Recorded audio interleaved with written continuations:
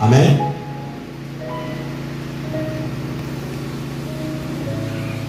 Comment les vaincre? Que vous le vouliez ou non, que tu le saches ou pas, ces esprits, il y a des esprits qui sont assis sur les territoires. Ouvrons Daniel 10, verset 12 à 13. Daniel 10, verset 12 à 13. Je lis la parole de Dieu. Il me dit, Daniel, c'est un homme, on va dire ça comme ça. Et ici, c'est l'ange qui parle à Daniel. Ne crains rien, car dans le premier jour où tu as eu à cœur de comprendre et de t'humilier devant ton Dieu, tes paroles ont été entendues. Et c'est à cause de tes paroles que je viens. Verset 13. Le chef du royaume de Perse m'a résisté 21 jours. Mais voici, Michael, l'un des principaux chefs, est venu à mon secours. Et je suis demeuré là auprès du roi de Perse. Jusqu'au verset 21. On va aller au verset 21. Il me dit, sais-tu pourquoi je suis venu vers toi? Maintenant, je m'en retourne pour combattre le chef de la Perse. Et quand je partirai, voici le chef de Javan viendra. Verset 21. Mais je veux te faire connaître ce qui est écrit dans le livre de la vérité. Personne ne m'aide contre cela, excepté Michael, votre chef. Et ici, de quoi est-il question? On nous parle ici d'un prince satanique, d'un esprit d'une haute catégorie qui régnait sur un espace. Nous sommes ici, nous sommes assez Oasis, c'est ça? Moutara 2. Enfant de Dieu,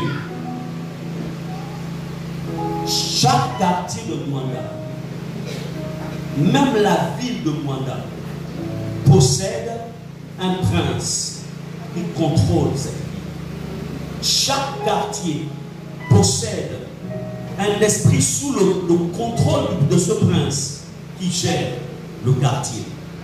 Lorsque même les lieux, vos lieux propres où vous travaillez, les écoles, il y a des entités qui gèrent. Ici, Daniel était en train de prier. Il avait un souci. Il s'était humilié devant Dieu. Il a pris 21 jours de jeûne. Comme les enfants de Dieu savent bien le faire lorsqu'ils sont oppressés, quand ils veulent que Dieu fasse quelque chose. Pendant le temps de jeûne. Le premier jour, pas de réponse. Deuxième jour, pas de réponse. Troisième jour, pas de réponse. Jusqu'au dernier jour. C'est là où l'ange apparaît. Et l'ange vient vers Daniel. Et lui, écoute Daniel. En vérité, lorsque tu as commencé à prier, Dieu m'avait déjà relâché. Il m'a déjà donné l'ordre de venir vers toi, t'apporter en fait la réponse. Mais la principauté, l'esprit qui gère cet espace, là où tu habites, il m'a bloqué dans le deuxième ciel. Donc, il a fallu que j'attende l'arrivée de l'ange Michael, qui est un ange guerrier, qui est le chef des armées, pour venir me délivrer. Parce que Gabriel n'est pas un ange guerrier, c'est un ange messager. Tous les anges n'ont pas la même fonction. Il y a des anges médecins, il y a des anges messagers, il y a des anges guerriers, il y a des anges mécaniciens, etc. etc. Alléluia. Est-ce qu'on va faire le sort pour nos collaborateurs, les anges? Ce sont nos collaborateurs. Alléluia. Ils se déplacent avec nous. Alléluia. Si le moteur de ta voiture est bloqué, que tu sens qu'il y a peut-être un souci, tu imposes de me sur ton moteur au nom de Jésus. J'ordonne que tu sois prêt. Ange mécanicien. Seigneur Jésus, dis là ton ange mécanicien, tu viens préparer, parce que tu ne comprends pas. Tous les mécanos sont passés, mais ne trouvent pas un problème, mais je ne comprends pas. C'est ce que le diable veut tout mon argent. Alors Seigneur, que ton ange mécanicien là, vienne te régler ce problème-là. Alléluia. Ils sont nos collaborateurs. On n'a pas le droit d'adorer les anges, à moment de les prier. Ils sont nos collaborateurs. Amen. L'ange Gabriel révèle à Daniel que la puissance qu'il y a dans cet espace, qui travaille dans ce pays, c'est lui qui m'a appris. J'aimerais vous dire une chose ce matin.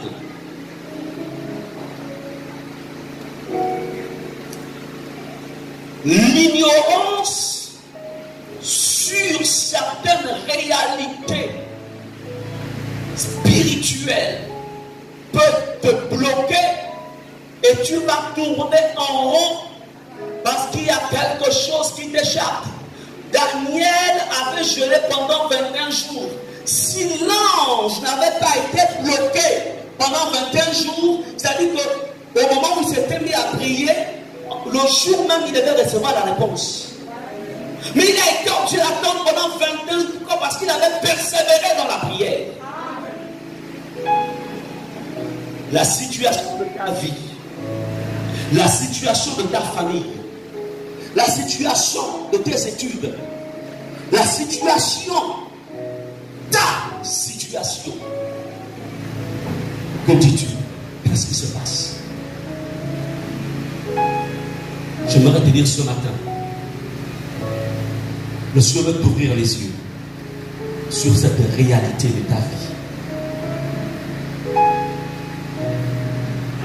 Pourquoi tu n'arrives pas à contrôler tous les espaces? Pourquoi il y a des choses qui t'échappent? Qu'est-ce qui se passe? Ton territoire est occupé. Tes territoires sont occupés. Et ce matin, tu dois les mettre dehors. Tu dois les... Pourquoi? Parce qu'il y a salut. Parce que tu as le salut. Alléluia. Tu n'as pas le droit de vivre la vie que tu vis. Tu n'as pas le droit de vivre ce que tu vis. Tu es devenu enfant de Dieu. La Bible déclare, comme Jésus-Christ, nous avons été délivrés de la malédiction de la loi. La Bible déclare que Jésus en nous, c'est l'espérance de la gloire. C'est-à-dire que nous devons marcher dans la gloire. La Bible déclare que Christ nous a délivrés de toute forme de malédiction financière, maladie. Il nous a délivrés. Tu dois être aujourd'hui, tu dois mener une vie épanouie, une vie de paix et de joie. Tu dois être engagé dans ce ministère. Pourquoi? Parce que tout simplement, tu as vu et tu vois ce que tu fais dans ta vie. Mais pourquoi certains parmi vous parfois traînent les mains? C'est parce que vous êtes préoccupés par des choses qui vous bloquent. Mais Dieu te dit ce matin, occupe-toi de cet esprit territorial. Ce n'est pas Jésus qui viendra les chasser, c'est toi qui dois les chasser. Parce que le pouvoir a été donné. Le pouvoir a été donné. Alléluia. Il y a des choses, si tu ne les accomplis pas, Jésus ne viendra pas les accomplir.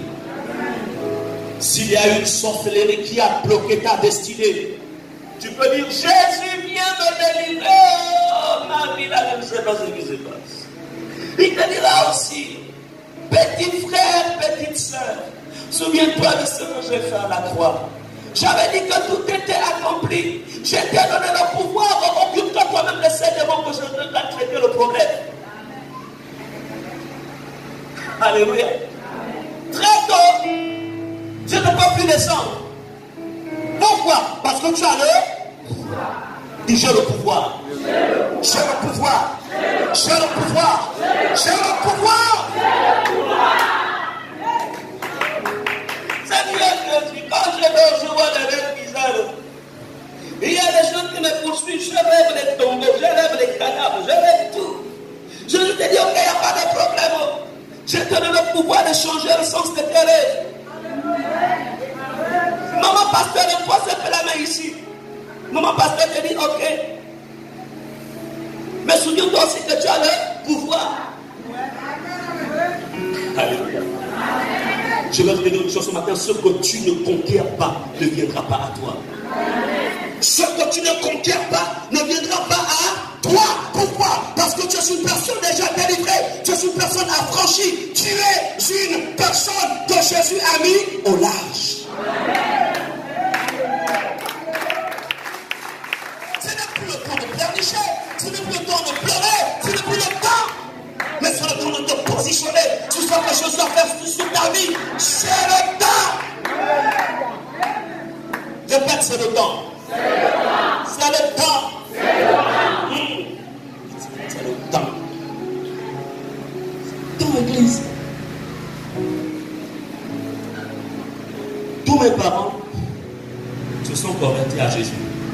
Mais avant que je ne me convertisse à Jésus, j'étais un jeune qui avait double facette parce que j'ai accepté Jésus, j'étais jeune. J'avais l'âge de 21 ans. Mais avant 21 ans, j'avais une double facette. À la maison, je suis l'enfant docile, calme, apprenant bien. Mais l'autre page, c'était compliqué. Mais à un moment, mes parents commençaient à me soupçonner, à se rendre compte que le jeune garçon-là, il n'est pas clair. J'ai fait tout ce que les jeunes de ce monde font. Je ne veux pas citer. Mais tout ce qu'on voit les jeunes faire, tout ça, dans le banditisme et tout ça. Tout jeune adolescent sans Jésus s'engage dans ses voies. Et quand j'ai rencontré Jésus, mes parents m'ont observé pendant 1 an. Ils disent, on va d'abord voir. Est-ce que c'est vraiment vrai que le petit a vraiment rencontré Jésus? Ils ont fait 1 an en train de regarder. Et quand ils ont vu que je n'avais jamais plus reculé, ils se sont dit, on va suivre le Jésus que notre fils allait trouver là-bas. Ils ont commencé et ils ont donné leur vie au Seigneur. Qu'est-ce que je veux faire comprendre? Vos vies sont aussi des territoires. Et le plan du diable, c'est de vouloir retenir vos vies dans les ténèbres. Dieu a promis pour toi le territoire du mariage.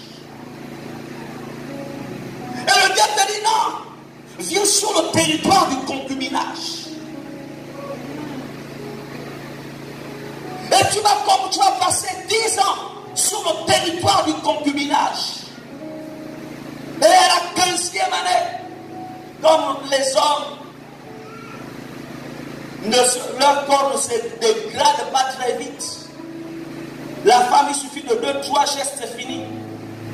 Mais tu as passé 10 ans, 11 ans sur le territoire du concubinage. Mais puisqu'il n'y avait pas mariage, il va aller regarder une autre petite. Et il va te dire, toi là, ton disque est rayé. Tu viens de passer 11 ans. Parce qu'il n'avait jamais eu mariage, tu dis, bon, tu peux partir.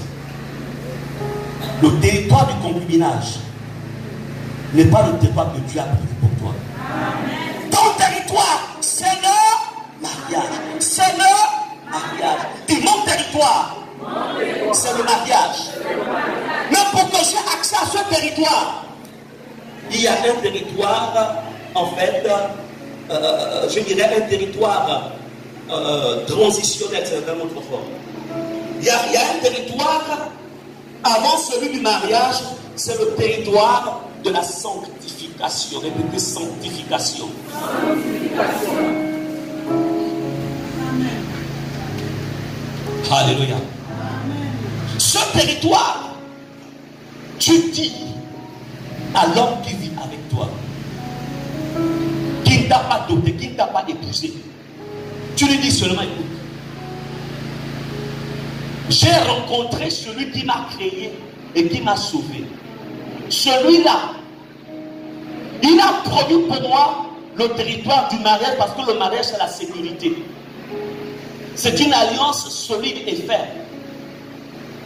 Donc je ne veux plus vivre sur le territoire du concubinage, mais moi c'est le territoire du mariage. Donc, si tu es fait pour moi, va me doter. S'il n'y a pas de dot, on ne peut plus être ensemble.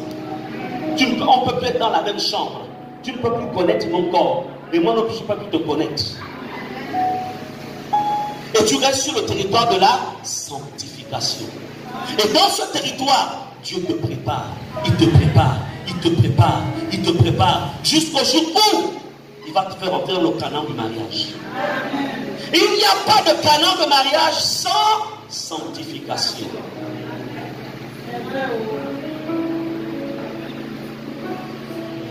Moi qui vous parle, quand j'ai rencontré Jésus à l'âge de 21 ans, j'avais fait de 21 ans jusqu'à l'âge de 31 ans, je m'étais marié à 31 ans, sans pourtant avoir, je parlais en termes crus, sans avoir des rapports sexuels avec une femme. J'étais jeune, je n'avais pas 50 ans quand j'ai accepté Jésus, 21 ans. Pour la petite blague avec Christ là, je ne peux plus supporter, ça brûle. Ça brûle, pasteur. C'est lourd, c'est fort, pasteur. Ça fait 1 an, c'est compliqué. C'est compliqué parce que tout simplement, tu n'as pas encore changé de territoire. Lorsque tu te tiens sur le territoire de la sainteté, ce territoire est un territoire de pureté, c'est un territoire de puissance, c'est un territoire de vie. Et là, le diable ne peut plus te toucher. Il ne peut plus te toucher. Et j'aimerais vous dire une chose. Lorsque tu honores Dieu, Dieu aussi t'honore. Eh papa, lorsque tu honores Dieu, Dieu aussi t'honore. Il t'honore.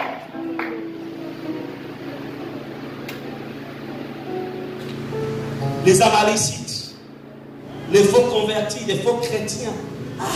Un homme ne peut pas rester comme ça, sinon il va devenir malade. Parce que quand ça s'accumule là, si ce n'est pas libéré, tu vas être malade. Les prédicateurs du diable s'étaient levés. Mais j'avais déjà changé de territoire. Abraham avait dit aux riches, dans l'enfer, il a dit, il y a un fossé entre vous et nous. Ceux qui sont ici ne peuvent plus aller là-bas. Mais ceux qui sont là-bas ne peuvent pas venir ici. Celui qui est sur le territoire de la sainteté ne peut pas plus traverser pour venir sur le territoire de l'impudicité. Alléluia. Amen. Quand tu honores Dieu, et Dieu va permettre que pendant ce temps, pendant que je cherchais sa face, pendant que j'étais dans la sainteté, il préparait une femme, pas n'importe quelle femme, une guerrière, une lionne. Parce qu'il n'y a que des lions qui épousent les lionnes. Un lion ne peut pas épouser une gazelle. C'est toi qui décides. C'est toi qui décides. Je vais te dire ce matin, c'est toi qui décides en ce qui concerne le futur de ta vie. Il a dit, j'ai mis devant toi la vie et la mort. Mais choisis la vie. Choisis la vie. Pendant que je marchais dans la pureté, pendant que je marchais dans la sainteté, hey! Il y avait une espèce de race qui voulait venir s'agripper à moi. Je pose la question. Je pose la question. Tu as accepté Jésus depuis quand? Tu m'as ton parcours. Non, j'ai chuté une fois en Christ. Tu n'es pas de ma race. Moi, je n'ai jamais chuté. Je me suis conservé. C'est afin que Dieu me donne quelqu'un aussi qui s'est conservé. Je n'ai pas besoin de manger les restes. Avant Christ, il n'y a pas de problème. Tous on était des péchés. Mais en Christ là, je veux l'or. C'est l'or que je veux. Et Dieu aussi a fait la même chose. Il y a quelqu'un aussi qui s'était converti à l'âge de 19 ans et qui s'est conservé jusqu'à l'âge de 30 ans. Et il a dit, voici maintenant celle que tu dois prendre. J'ai dit, ouais. Merci Seigneur. Et mon mariage est stable. Depuis 20 ans qu'on s'est marié, stable. fiançailles, on ne s'est pas connu. On ne s'est pas embrassé. On n'a pas dit, essayons que, on va voir si le terrain est favorable. On n'a pas fait ça. Pourquoi? Parce que nous avions la crainte de Dieu. Nous sommes de Dieu. Et lorsque tu es de Dieu, tu ne touches pas ce qui est du diable. On a vérifié si elle est féconde. Dieu ne peut pas me donner ce qui est mauvais. On en a fait 3 enfants et c'est même nous qui avons stoppé. Amen. Est-ce que vous comprenez cela? Territoire. Jeune. Jeune. Jeune, vous avez un défi. Un défi. C'est de faire la différence entre les autres jeunes et vous. Vous savez qui m'a influencé? Je vous dis que si j'aurais eu un papa devant moi qui m'aurait parlé de toutes les structures de l'église, je dis, oh, mais pas t'es vieux. Tu comprends pas, tu sais. Les jeunes, on est. Pas comprendre, mais c'était un jeune homme. Pendant que j'étais dans le banditisme, les jeunes étaient déjà en Jésus. Le mouvement était des années 80. Ils nous avaient déjà précédés. J'ai seulement vu leur manière de vivre. Mais est-ce qu'un jeune peut vivre comme ça là? Je dis non. Il y a quelque chose qu'ils ont, ces jeunes. Jeunes de l'église. Ma fermeté en Christ n'est pas d'abord venue du fait que je sois allé à l'institut biblique. Ce sont les autres jeunes qui m'ont influencé. Quand j'ai vu leur fermeté, ce n'est même pas un pasteur qui m'a influencé, mais ce sont les autres jeunes qui m'ont influencé. Quand j'ai vu qu'ils étaient de ma génération et qu'ils étaient différents de moi, ils ont créé en moi une soif pour chercher à être comme eux. Amen. Jeunes, est-ce que vous pouvez influencer votre génération? Est-ce que vous pouvez? Et quand j'avais rencontré Jésus dans la vie, lorsque les cours commençaient, mois de septembre, octobre, je mettais toujours mon identité. Je suis un fils de Dieu. Pour que toutes les jeunes filles là, quand elles vont me regarder, elles comprennent que le type là, il est d'une autre race. Et que moi, quand je vais le regarder, c'est pour amener à Jésus. Et j'en ai amené plusieurs. Plusieurs à Christ. Territoire. J'ai beaucoup insisté là-dessus. C'est pour vous, c'était. Bien-aimé, sur ce territoire, en revenant sur notre texte de Daniel, le chef du royaume de Perse lui avait resté 21 jours. Il a été combattu. Mais Michael est venu l'aider.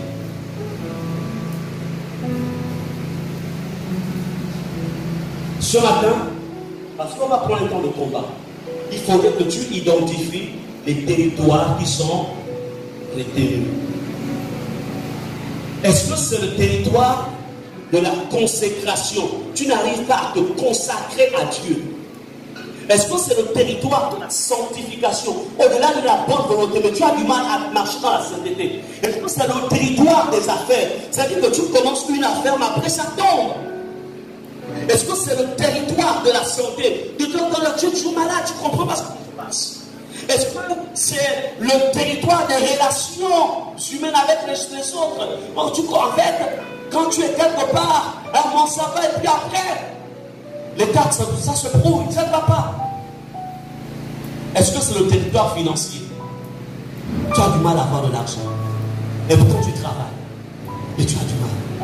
Tu as plein de dettes. Plein.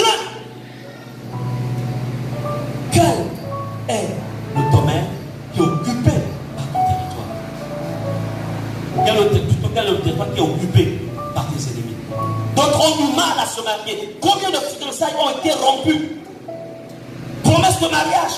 À un moment, c'est dit, oh, ça se coupe. Deux sont les études. Au moment des examens, c'est là où maintenant, toute l'année scolaire, c'était bien. Maintenant, au moment des examens, ce sont des maladies. Où sont les deuils dans la famille? Tu vas composer, tu vas, mais les résultats ne sont pas positifs. Et pourtant, tu as été priant tout au long de l'année. Quel est le territoire? Au niveau de l'église, vraiment tu te sens engagé. Et après, il y a comme une faiblesse qui vient t'attaquer. Tu te dis, ne va plus. Quel est le territoire? Amen.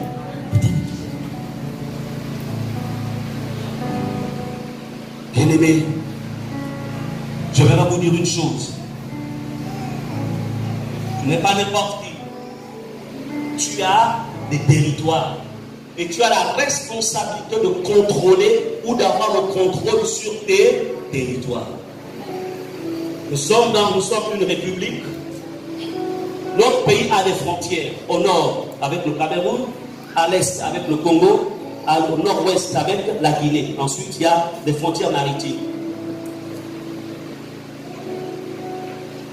Mais ces frontières-là sont surveillées. Donc, toute personne ou toute autre armée qui voudra rentrer dans notre territoire de manière illégale rencontrera les forces de défense de Congo, les forces de défense gabonaises. Pourquoi? C'est parce que leur responsabilité, c'est de protéger le territoire. Et toi, tu as des territoires. Si tu ne connais pas la dimension ou les dimensions de ton territoire, comment vas-tu les protéger? Comment? Pour toi, tu trouveras normal. Non, il est normal que, bon, au niveau de mon couple, ça ne va pas, c'est normal. Vous savez, les hommes sont celles qu'ils sont, hein. Vous savez, les femmes, oh, la femme, vous savez, la femme, c'est... Le diable est en train de t'emmerder. Le diable, il t'a mis la poussière aux yeux. Oh, les enfants, vous savez, les enfants aujourd'hui, ils ne sont plus comme à notre époque. Ils sont plus comme à l'époque, nos grands-parents n'avaient des souliers. Mais aujourd'hui, on ne sait plus ce qui se passe. Les gourmands qui marchent dans tout ça, ça leur met des trucs dans la tête. Comprenez les enfants. Mais ma Bible déclare que mon Dieu, il est le même hier, aujourd'hui et éternellement. Il m'a dit que le fruit de mes entrailles seront bénis. La Bible ne me dit pas que les enfants au 21e siècle vont devenir des grands bandits. Mais la Bible me dit que c'est le diable qui voudra en fait faire en sorte que les enfants ne soient plus soumis à leurs parents. Mais nous avons la parole de Dieu pour ramener les esprits des enfants captifs à l'obéissance à Christ. Ton territoire. Les enfants sont ton territoire. C'est ton futur. Et s'ils se perdent, c'est toi qui as perdu parce que tu aurais investi en eux. En un mot, tu n'existeras même plus. Alors tu les maintiendras. En Namba. Amen. Dans la parole. Rends-moi des comptes. Tu as passé la journée comment? Pourquoi tu es rentré à cette heure-ci? Tu vas aller vérifier. Tu as lu ta Bible le matin? Quel est le passage que tu as lu? Bon, aujourd'hui, jour de jeûne pour toute la maison. Tant que tu es dans la maison, le papa et maman, c'est chez moi. Quand tu seras chez toi, c'est chez toi. Là-bas, je n'aurai pas autorité. Mais chez moi, tu vis selon les règles. Tu ne veux pas louer, sors. Je n'aurai pas péché. Parce que si tu es grand, tu vas chercher chez toi, non? Mais si tu es chez moi, c'est que tu es encore petit. Même si tu as 40 ans, tu es petit. Tu es chez moi. Est-ce qu'il y a un problème? Tu me fais du boucan, tu me fais du bruit, je vais chercher la police. Bon, parce que tu as maintenant 45 ans, on peut plus te boxer dessus. Non, la police va s'occuper de toi. Parce que quand tu avais 10 ans, on ne plus de chicoter. Puis on apprend, tu fais la délivrance. Bon, maintenant, en plus, on boxe pas. Pas de corriger plutôt. Amen. Parents, dans tout ce que je suis en train de dire, je parle de la défense de vos territoires. Défendre ce qu'il y a. Mais que savez-vous qui vous revient? Le salaire est un droit, ça t'appartient. À un moment, tu constates que tu travailles pour les dettes. À la fin du mois, il n'y a plus rien. Tu as pris un gros crédit. Et ça devient compliqué. Mais c'est le diable qui est derrière. Ton territoire financier est sous contrôle. Bref, je ne vais peut-être pas trop tirer en longueur. nous devons vous faire comprendre une chose.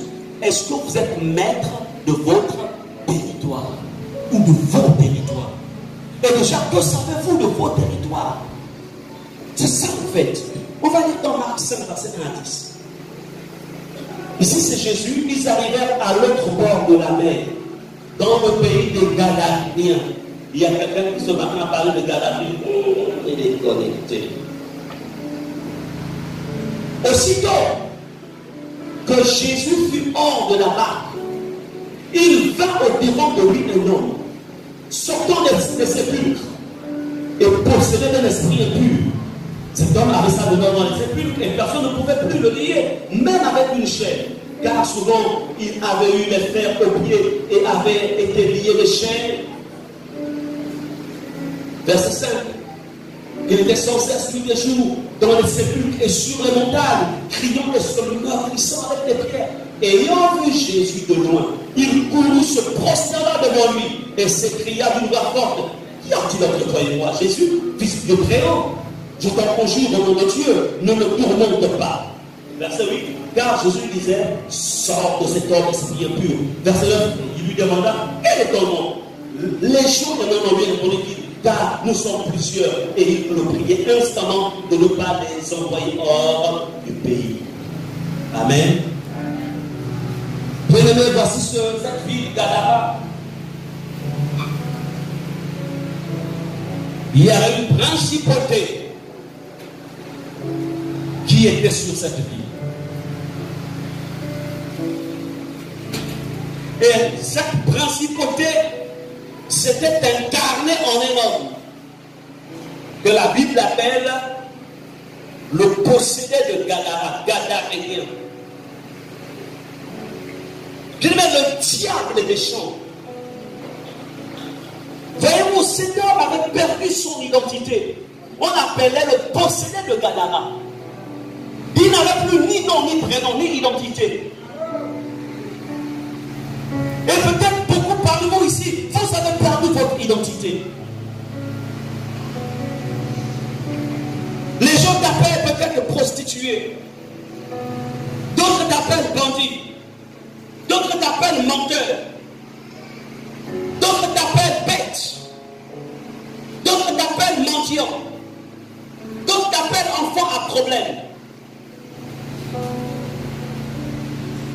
Lorsque le diable est assis sur la vie de quelqu'un, il vient détruire sa véritable personnalité, son image, comment son nom. Qu'est-ce que les gens disent de toi? Qu'est-ce que la société dit de toi?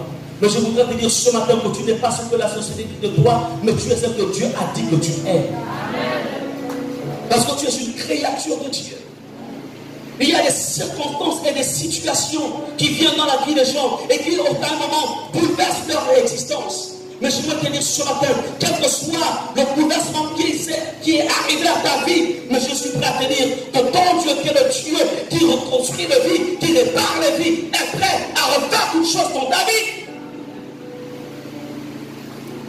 Dans cet espace, aucun homme ne pouvait traverser l'endroit où se trouvait, se posséder, parce qu'il contrôlait l'espace. Et quiconque y entrait devait d'abord vaincre la puissance qui est derrière ce fou.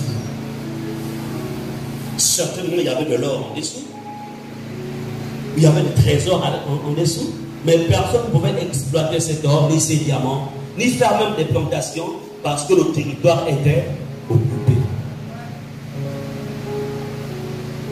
Il y a des choses dans ta vie qui ne peuvent pas être exploitées, qui ne peuvent pas s'exprimer parce que le territoire est occupé. Je sais une chose, c'est que si je ne serais pas venu en Christ, je ne me serais jamais marié. Parce que je n'aimais pas le mariage, je ne voulais pas me marier. Je voulais vivre la vie. J'aurais pu me marier peut-être à 59 ans.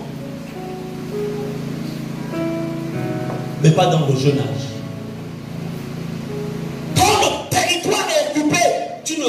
Tu ne comprends pas le sens du mariage. Tu te dis, j'ai encore le temps, c'est ma vie. Mais je me dis que ce n'est pas ta vie, parce que c'est ta vie.